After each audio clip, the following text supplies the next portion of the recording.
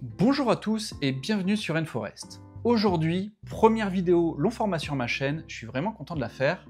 Jusqu'à présent, je faisais des shorts et ça ne me permettait pas vraiment de prendre la parole pour vous expliquer des petits détails que j'apprécie vraiment beaucoup dans cet aquarium que j'ai fait. Et le but, c'est de prendre le temps, chill, on se pose et je vous raconte tout ça. Donc cet aquarium, première chose, la taille. Alors, il fait 90 de long par 45 sur 25, donc grande hauteur d'eau quand même pour un paludarium. C'est pour ça que j'ai choisi d'ailleurs ce paludarium, ça fait plus de 100 litres d'eau, donc on a quelque chose d'assez grand quand même, assez long en tout cas. En volume d'eau, c'est pas énorme, mais on peut faire un bac communautaire. Et c'est pour ça d'ailleurs que j'ai même un très gros fil qui rajoute beaucoup d'eau, j'ai plus de 20 litres d'eau dans ce filtre, ce qui permet d'avoir un peu plus quand même de volume pour la filtration et pouvoir accepter toute cette charge bactérienne. Donc dans ce paludarium, qu'est-ce que j'ai comme espèces? J'en ai 5 espèces différentes.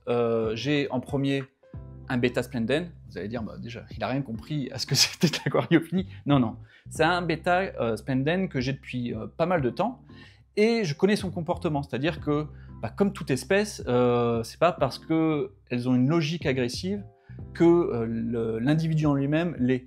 Typiquement, là, mon bêta, je sais qu'il est hyper pacifique, ça se passe bien à chaque fois que j'ai intégré avec d'autres espèces, dans des plus grands bacs, etc. J'ai vu que ça se passait très très bien, et c'est pour ça que là, j'ai pu l'intégrer dans ce bac communautaire, parce que je le connaissais tout simplement. Donc quand on connaît un poisson, en fait, il a aussi lui-même son caractère, et là, je sais que ce bêta, il va très bien avec ce bac. Donc, première espèce, et premier, un combattant.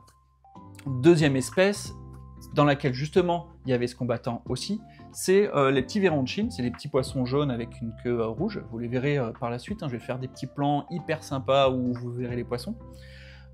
Et cette première espèce, du coup, cette deuxième espèce, pardon, elle n'est pas adaptée au biotope.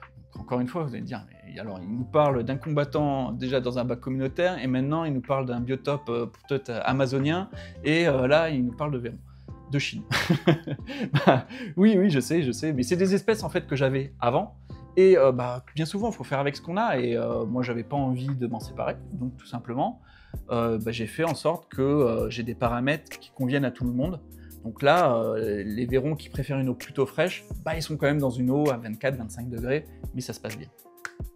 Troisième espèce, les Microrasbora cubotai. Ça, c'est une espèce que j'aime vraiment beaucoup, qui vit en grand banc. Ils sont tout petits, ça fait 1 cm, 1,5 cm à peine, le poisson. Donc vraiment, ça fait un effet nuage, ils sont verts, ça fait très très joli. J'aime vraiment cette espèce. Quatrième espèce, des Pangioculi. Donc c'est des petits poissons, vous verrez, un peu comme des anguilles, c'est hyper mignon. Au début, je ne les voyais pas du tout parce que c'est une espèce qui sort plutôt la nuit, ils aiment une eau très tanifiée, donc un peu comme j'ai beaucoup de tanins quand même. Donc l'eau pour le coup est adaptée pour eux.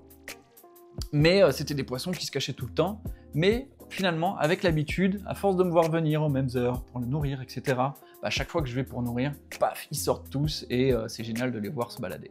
Dernière espèce dans cet aquarium, c'est un couple d'Apistogramma boreli. Je sais que c'est des espèces territoriales, je sais aussi quand même qu'ils ont la capacité d'être plutôt un poisson calme, malgré qu'il soit territorial. Et quand je les ai intégrés, c'est les derniers que j'ai intégrés, franchement j'étais un peu en stress, je savais pas si ça allait bien se passer, mais ça s'est très très bien passé. J'avais une solution de repli si jamais je voyais que ça allait pas.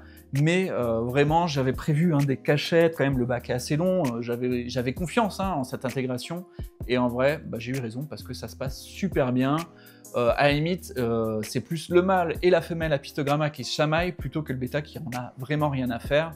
De temps en temps, si il y en a un qui se rapproche de sa nourriture, il le poursuit un petit peu, mais il y a quand même assez de longueur pour qu'il aille se cacher comme il faut.